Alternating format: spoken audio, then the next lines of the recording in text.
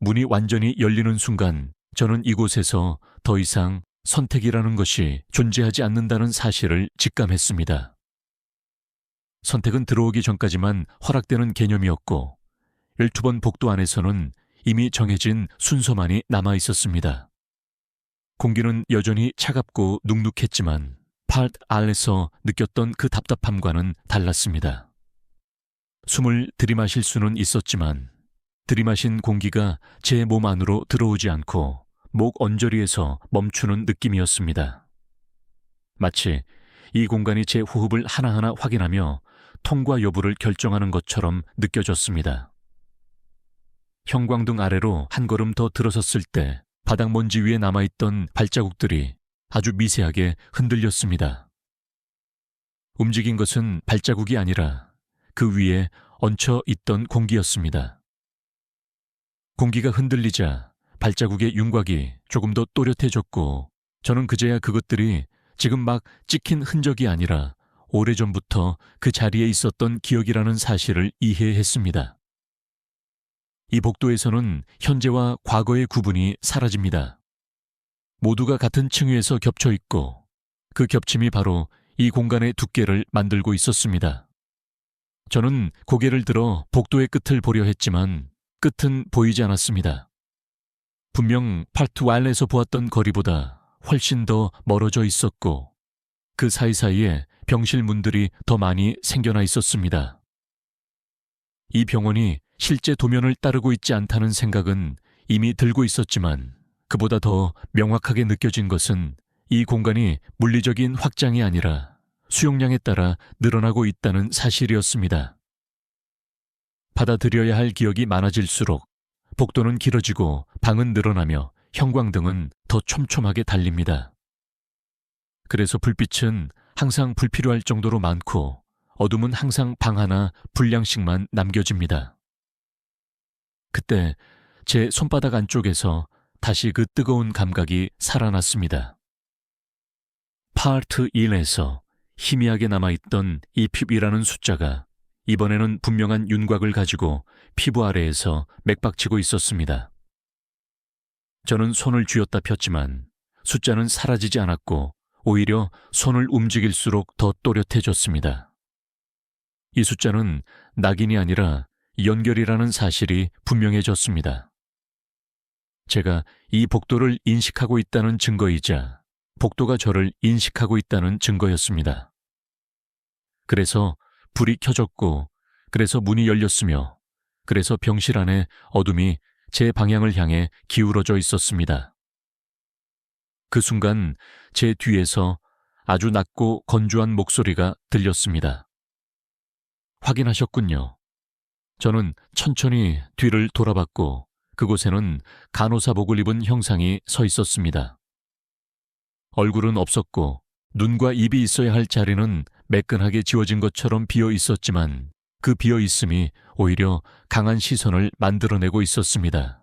그 존재는 숨을 쉬지 않았고 발소리도 내지 않았으며 그저 그 자리에 서 있다는 사실만으로 충분한 압박감을 주고 있었습니다. 여기는 예외입니다라고 그 존재는 말했습니다. 그래서 불이 꺼지지 않았습니다. 그 말이 끝나자 복도 양옆의 병실 문들이 아주 질서정연하게 동시에 열렸습니다. 삐걱거리는 소리도 없었고 공기가 빠져나오는 소리도 없었습니다. 마치 문이 원래부터 열려 있었던 것처럼 자연스러웠습니다. 병실 안에는 사람들이 있었습니다. 침대에 누운 사람도 있었고 침대 옆에 반쯤 걸터앉은 사람도 있었으며 어떤 사람은 침대 아래로 반쯤 미끄러져 내려가 있는 상태였습니다. 공통점은 단 하나였습니다. 모두 움직이지 못하고 있었고 눈만 떠 있었습니다. 눈동자는 저를 향해 있었지만 초점은 맞지 않았고 마치 오래된 사진 속 인물처럼 굳어 있었습니다. 그들의 얼굴 위에는 하얀 천이 덮여 있었고 그 천 위에는 숫자가 적혀 있었습니다. 1부터 시작해 17을 지나 그 뒤로도 끝없이 이어지는 숫자들이었습니다. 저는 그제야 사람들이 왜 아직도 1999년의 숫자를 이야기하는지 이해했습니다. 공식 기록에는 18명으로 남아있지만 이 복도 안에서는 숫자가 멈춘 적이 없었기 때문입니다. 숫자는 계속 늘어나고 있었고 그 늘어나는 과정은 기록되지 않았습니다. 기록은 바깥의 것이고 이곳에서 중요한 것은 기억이기 때문입니다. 간호사 형상의 존재는 아무런 감정도 담지 않은 목소리로 1999년 그날 밤의 일을 설명했습니다. 정전은 사고가 아니었고 비상발전기가 작동하지 않은 것도 우연이 아니었으며 12번 복도만 불이 꺼지지 않았던 것도 실수가 아니었다고 말했습니다. 불은 남겨두었다고 했습니다. 왜냐하면 불이 켜져 있으면 사람들은 도움을 기다리기 때문입니다. 빛은 희망이 아니라 시간을 벌기 위한 장치였고 그 시간을 이용해 누군가는 병원을 비웠으며 기록을 정리했고 책임을 지워버렸습니다. 움직일 수 없는 환자들은 빛 아래에서 끝까지 기다렸고 그 기다림이 끝났을 때 그들은 살아있는 채로 죽어 있었습니다. 그리고 그 상태가 바로 이 복도의 기본값이 되었습니다. 그래서 불을 끄는 사람은 항상 필요합니다. 라고 그 존재는 말했습니다. 누군가는 불을 유지해야 하고 누군가는 불을 끌어와야 하며 그 역할은 매번 바뀝니다. 그 말을 듣는 순간 복도 끝에서 바퀴 소리가 들려왔습니다. 드르륵 드르륵 소리를 내며 침대 하나가 천천히 다가오고 있었고 그 위에는 아직 아무 숫자도 적히지 않은 깨끗한 천이 덮여 있었습니다. 저는 그 침대를 보는 순간 이해했습니다. 이곳은 죽은 사람을 받는 장소가 아니라 새로운 숫자를 받는 장소입니다. 불을 끄지 않으면 숫자는 계속 늘어나고 불을 끄면 그 기억은 누군가에게 옮겨집니다. 그리고 그 누군가는 항상 마지막으로 이 복도를 확인한 사람입니다. 제 손바닥의 12가 타오르듯 뜨거워졌고 저는 더 이상 이 사실을 부정할 수 없었습니다. 이 복도는 이미 저를 계산에 포함시키고 있었습니다. 저는 침대를 향해 한 발짝 다가갔다가 멈췄고 전원 차단실을 떠올렸습니다.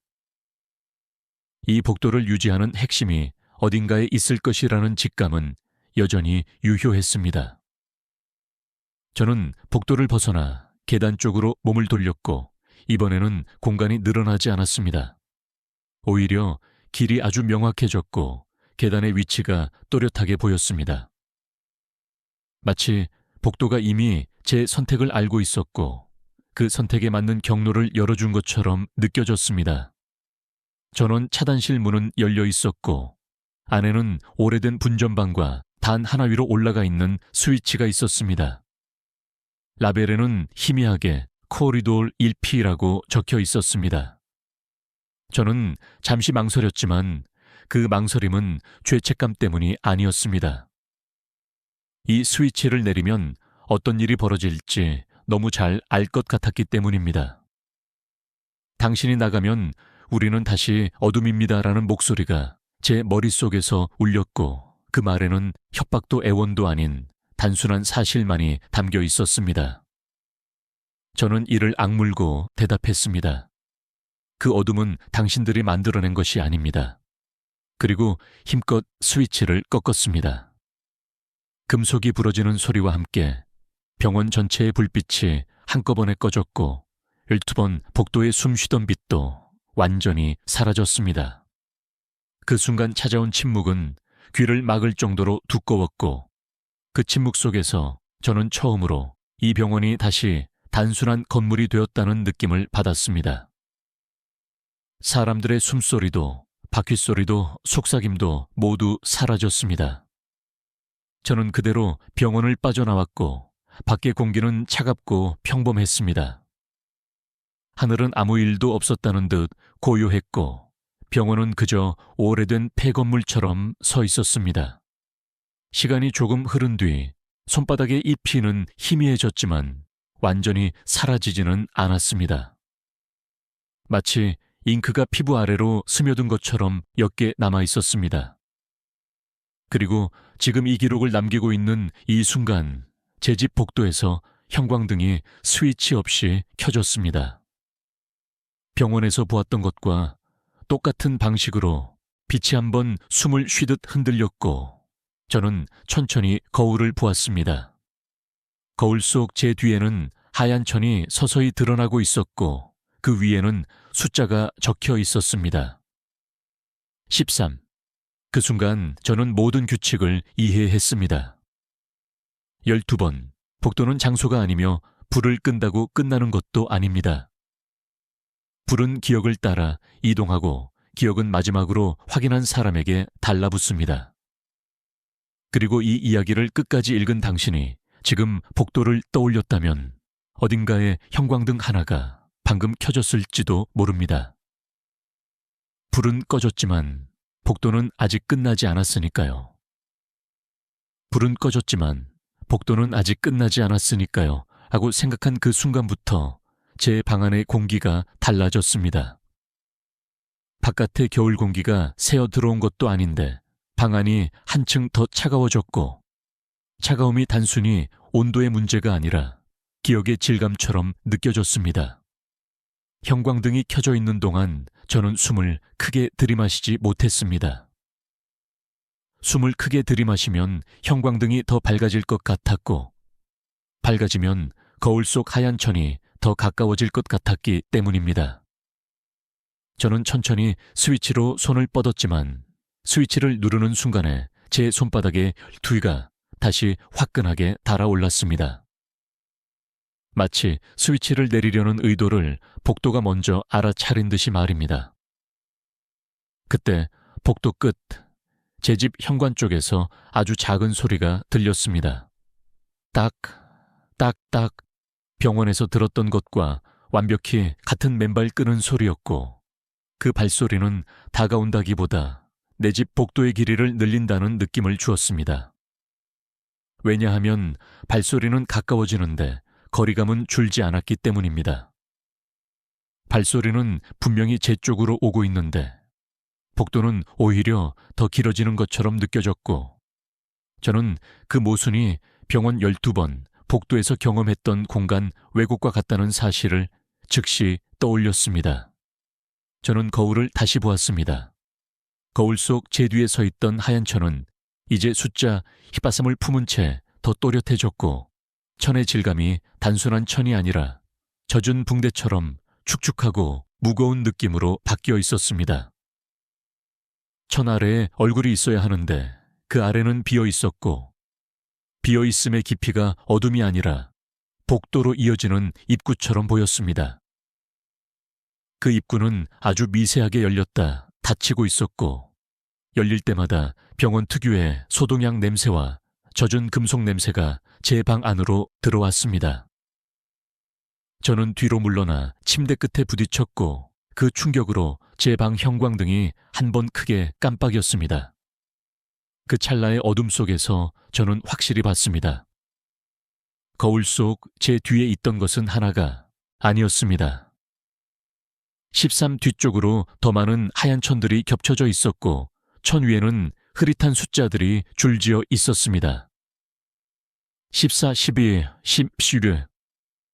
그리고 그 숫자들은 모두 제 집 복도를 향해 고개를 기울이고 있었습니다. 저는 입술을 깨물며 스스로에게 말했습니다. 여기서 멈춰야 합니다.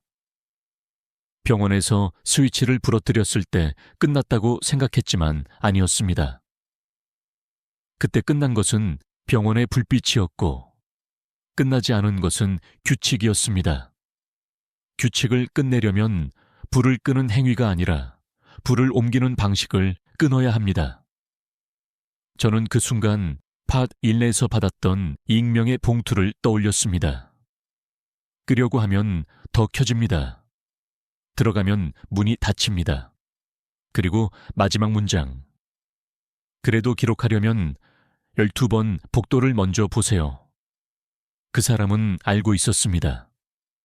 불을 끄는 행동 자체가 함정이라는 것을, 끄는 사람에게 불이 옮겨 붙는다는 것을 말입니다. 그렇다면 그 사람이 원했던 것은 무엇입니까? 단순히 저를 보내기 위해서였을까요? 아니면 저 같은 사람을 계속 만들기 위해서였을까요? 그 질문을 떠올리는 순간 제 휴대폰 화면이 저절로 켜졌습니다. 전원이 꺼져 있었는데도 화면이 켜졌고 화면에는 수신 중 표시가 떠 있었습니다. 발신자 번호는 없었고 대신 숫자만 떠 있었습니다. 12. 통화 시간은 9.01.01 112에서 멈춰 있었습니다. 저는 떨리는 손으로 통화를 끊으려 했습니다. 하지만 화면 아래에 작은 글씨가 또렷하게 떠올랐습니다. 기억을 끊으려면 이름을 불러야 합니다. 저는 숨이 멎었습니다. 이름을 부른다니요. 누구의 이름을 말하는 겁니까? 1999년 그날 밤 죽었다고 기록된 사람들의 이름입니까? 아니면 불을 켜두라고 지시했던 사람의 이름입니까? 아니면 지금 제 집 복도에 서 있는 13의 이름입니까? 그 순간 통화기 너머에서 아주 낮은 목소리가 들렸습니다. 사람이 말하는 목소리 같았지만 동시에 기계가 찢어진 테이프를 되감는 소리처럼 갈라진 목소리였습니다. 담당자. 그 한 단어가 들리는 순간 제 손바닥의 열두가 다시 뛰기 시작했고 제가 스스로를 담당자로 인정하지 않으려 할수록 더 강하게 뜨거워졌습니다. 저는 그제야 깨달았습니다. 이 규칙을 유지하는 가장 중요한 고리는 전기도 복도도 환자도 아닙니다. 바로 담당자라는 역할입니다. 담당자가 존재하는 한 불은 켜질 이유를 얻습니다. 담당자가 역할을 포기하지 못하도록 죄책감과 공포로 묶어두는 한 불은 계속 옮겨 붙으며 살아남습니다. 그렇다면 담당자라는 역할 자체를 무효로 만들어야 합니다. 저는 주방으로 달려가 칼을 꺼내려 했지만 달리는 순간 복도 발소리가 한 박자 빨라졌고 발소리가 빨라졌는데도 현관은 더 멀어졌습니다. 저는 멈춰 섰고 그때 제 방 천장에 형광등이 완전히 켜졌습니다. 병원 12번 복도처럼 과도하게 밝은 빛이었습니다. 밝아서 눈이 아픈데도 그 빛은 따뜻하지 않았고 오히려 천을 빼앗아 가는 느낌이었습니다. 그리고 빛이 켜진 그 순간 제 집 복도 양옆의 문들이 아주 조금씩 열리기 시작했습니다. 원래 닫혀 있어야 할 방문들이 옷장 문이, 신발장 문이 마치 누군가가 안쪽에서 손가락으로 밀어내는 것처럼 아주 천천히 열렸습니다. 문틈 사이로 보이는 것은 방 안의 모습이 아니었습니다. 문틈 사이에는 제 집이 아닌 어둠이 있었습니다. 손전등을 비추어도 빛이 돌아오지 않는 그 어둠, 병원 병실 문틈에서 보았던 그 더 어두운 무언가가 제 집 문틈에 그대로 고여 있었습니다. 저는 그 순간 다리가 풀렸습니다. 병원에서만 벌어지던 현상이 이제 제 집에서 벌어지고 있습니다. 제 집이 2번 복도의 연장이 되었고 저는 그 연장을 만든 사람입니다. 저는 주저앉은 채로 숨을 몰아쉬었고 그때 전화기 속 목소리가 다시 들렸습니다. 이름. 저는 이를 악물었습니다. 이름을 부르면 무엇이 달라집니까? 목소리는 마치 기다렸다는 듯이 대답했습니다. 기억은 이름을 붙이면 죽습니다. 저는 그 말의 의미를 이해하려 했습니다. 이름을 붙이면 죽는다니요. 하지만 곧 직감했습니다. 지금 이 복도는 숫자로만 존재합니다. 숫자는 사람을 사람으로 만들지 않습니다. 숫자는 셈을 위한 표식이며 셈은 생명을 지우는 방식입니다. 그래서 이곳의 존재들은 얼굴 대신 하얀 청화 숫자를 가지고 있습니다. 만약 숫자 대신 이름을 부여한다면 그들은 다시 사람이 됩니다. 사람으로 돌아오는 순간 그들은 기억에서 사망자로 돌아갈 수 있습니다. 기억은 계속 살아서 불을 켜지만 사망자는 조용히 끝납니다. 그렇다면 내가 해야 할 것은 하나입니다. 1999년 그날 밤 12번 복도에서 숫자가 된 사람들의 이름을 부르는 것, 그리고 그 이름을 불러 그들을 숫자에서 사람으로 되돌리는 것. 하지만 문제는 내가 그들의 이름을 모른다는 것입니다. 기록은 지워졌습니다. 그들의 이름은 사라졌습니다. 그래서 숫자만 남았고 숫자만 남았기에 불은 꺼지지 않았습니다. 저는 그때 병원 기록실에서 봤던 복사본을 떠올렸습니다. 휴울리 병동이 12복도로 수정된 흔적, 종이가 찢어질 정도로 세게 긋힌 수정선, 그리고 그 아래 남은 17이라는 숫자. 누군가가 복도라는 단어에 집착한 이유는 이름을 없애기 위해서였을지도 모릅니다. 병동이라면 환자 명단이 남습니다. 하지만 복도는 명단이 없습니다. 복도는 지나가는 곳입니다. 복도로 바꾸는 순간 명단은 사라지고 숫자만 남습니다. 저는 분노가 치밀었습니다. 누군가가 의도적으로 이름을 지웠습니다. 그래서 그들은 숫자가 되었고 숫자가 되었기에 불은 계속 켜집니다. 그렇다면 이름을 되찾아야 합니다. 하지만 어떻게? 저는 그때 팟 알에서 보았던 11521치 문 앞에 그을린 자국과 C7이라는 흔적, 침대 밑에 가지런히 놓인 슬리퍼 17켤레를 떠올렸습니다. 슬리퍼는 누군가의 것입니다.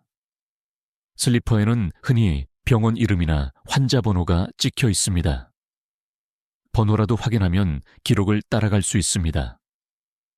그런데 병원으로 다시 돌아가야 합니까? 돌아가면 문이 닫힙니다. 들어가면 숫자가 늘어납니다. 하지만 지금도 이미 제 집이 복도가 되었습니다. 도망칠 곳이 없습니다. 저는 결심했습니다. 끝내려면 돌아가야 합니다. 불이 옮겨졌다면 옮겨진 불을 원래 자리로 돌려놓고 그 자리에서 이름을 불러야 합니다. 그래야 이 규칙이 끊깁니다. 저는 두 손으로 얼굴을 감싸고 숨을 고른 뒤 억지로 일어났습니다. 그 순간 제 집 복도 끝에서 맨발 소리가 멈췄습니다. 그리고 현관 쪽에서 아주 조용한 금속 소리가 났습니다. 딸깍. 병원 정문에서 보았던 그 느낌과 비슷했습니다. 문이 잠금 해제되는 소리. 누군가가 제게 길을 열어주는 소리. 저는 현관으로 다가갔습니다. 복도는 여전히 길어 보였지만 한 걸음 한 걸음 옮길 때마다 바닥의 감각이 달라졌습니다. 어느 순간부터는 내 집 바닥이 아니라 병원의 타일 바닥을 밟는 느낌이었습니다. 발바닥에 차가운 타일이 닿았고 물기와 먼지가 섞인 미끄러움이 느껴졌습니다. 저는 문고리를 잡았습니다. 문고리는 얼음처럼 차가웠고 손이 달라붙는 것 같았습니다. 그리고 문을 열었습니다. 문 밖은 제 아파트 복도가 아니었습니다. 문 밖에는 병원 로비가 있었습니다. 낡은 접수대, 찢긴 대기의자, 젖었다 말라붙은 안내 팸플릿, 그리고 그 공기, 소독약과 습기와 녹슨 금속의 냄새. 저는 숨이 멎었습니다. 내 집 문을 열었는데 병원 로비가 나왔습니다. 돌아간 것이 아니라 연결된 것입니다. 이 복도는 공간을 가로지르는 것이 아니라 현실을 덧씌웁니다. 불이 켜진 곳이 곧 복도이며 복도는 어디든 붙을 수 있습니다. 저는 천천히 로비로 걸어 나갔고 뒤를 돌아 문을 보려 했지만 문은 이미 보이지 않았습니다. 대신 로비 벽에는 10이라는 숫자가 희미하게 번져 있었습니다. 마치 페인트가 스며든 것처럼 말입니다. 저는 더 이상 주저할 수 없었습니다. 계단으로 뛰어 올라갔습니다. 2층, 3층, 4층, 5층. 숨이 찼고 목이 말랐지만 그보다 더 두려운 것은 형광등이 켜져 있지 않은데도 길이 보인다는 사실이었습니다. 어둠 속에서도 길이 보이는 이유는 하나입니다. 어둠이 길을 알고 있기 때문입니다. 어둠이 제게 길을 안내하고 있습니다. 자정이 다가올수록 공기는 더 무거워졌고 계단벽의 그림자는 마치 누군가의 팔처럼 길게 늘어 제 발목을 스칠 듯 했습니다. 마침내 2번 복도가 있는 층에 도착했을 때 복도는 파트 1 때보다 더 환했습니다. 너무 환해서 오히려 시야가 흐려졌고 그 빛 속에서 병실 문들은 이미 다 열려 있었습니다. 저는 12912 앞에 섰습니다. 번호판이 뜯긴 자리, 그을린 자국, 그리고 희미한 휘질의 흔적. 그런데 이번에는 그 17 아래에 아주 얇은 글씨로 다른 숫자가 겹쳐져 있었습니다. 18, 19, 20회. 마치 누군가가 덧쓰기를 하는 것처럼 숫자가 계속 추가되고 있었습니다. 저는 제 손바닥을 보았습니다. 12가 다시 뜨거워졌고 그 숫자 옆에 아주 미세한 점이 하나 생겼습니다. 점은 숫자처럼 변해가고 있었습니다. 13. 저는 알았습니다. 내가 다시 들어온 순간 숫자가 늘어났습니다. 내 집에서 이미 13을 봤는데도 다시 들어오면 또 늘어납니다.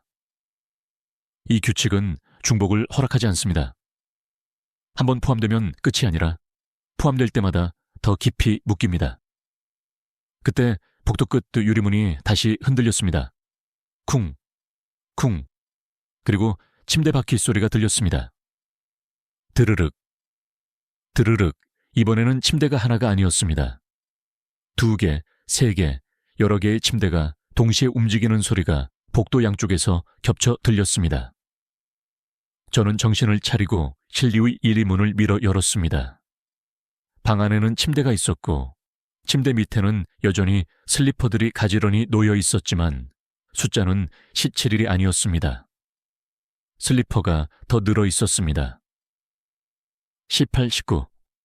그리고 맨 끝에는 깨끗한 슬리퍼 한 켤레가 추가되어 있었습니다.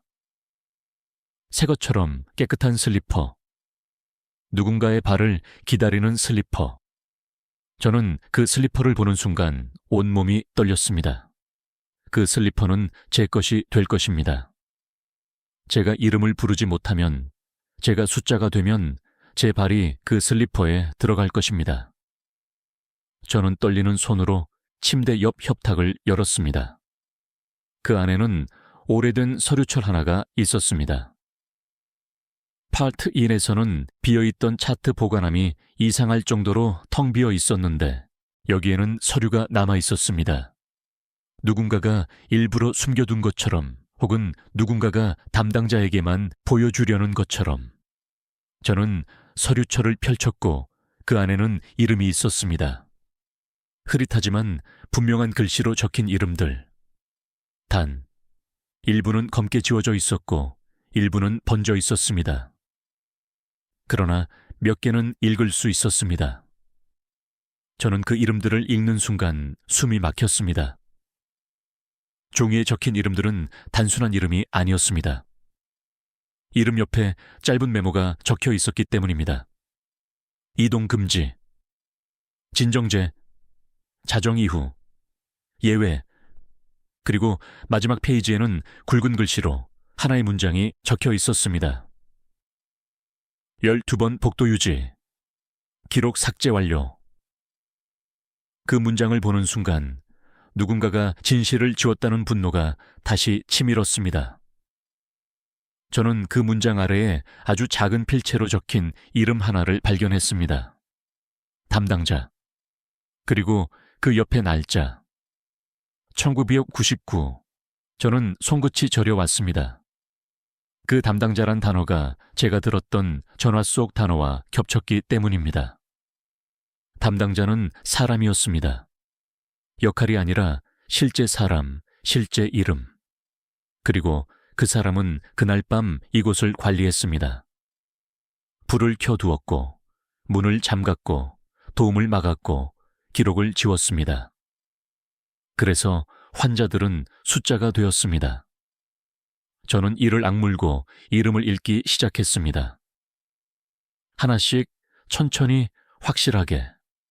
이름을 부르려면 소리 내어야 합니다.